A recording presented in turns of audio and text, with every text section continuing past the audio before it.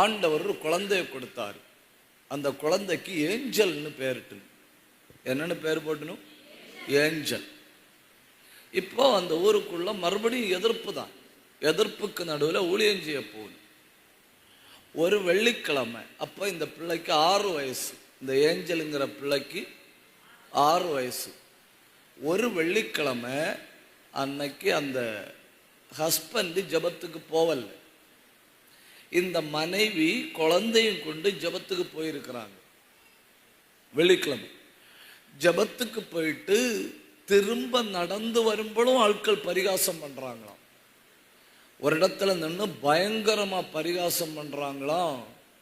திடீர்னு என்ன ஆச்சுன்னா, இந்த எலக்ட்ரிசிட்டியில் உள்ள அந்த கேவி லைன் உண்டு இல்லையா,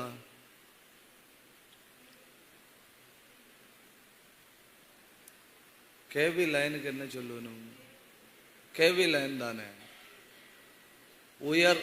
உயர் அழுத்த மின்கம்பி.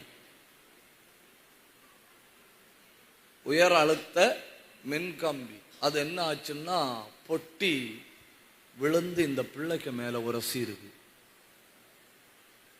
இந்த பிள்ளைக்கு மேல உரசினதும் அந்த பிள்ளைய தூக்கி எறிஞ்சிட்டு, தூக்கி எறிஞ்சப்போ இந்த பிள்ளை என்ன ஆச்சுன்னா கரிஞ்சு போச்சு.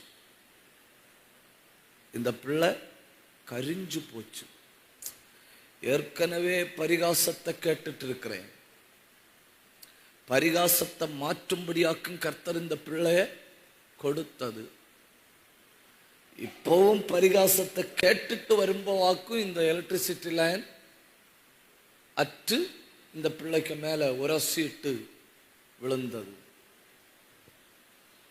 அந்த தாய் முழங்கால் படியிட்ட ஆண்டவர்கிட்ட சொல்லிச்சான், என் பிள்ளைய உயிரோட தராம நான் இந்த இடத்துல எழும்ப மாட்டேன்.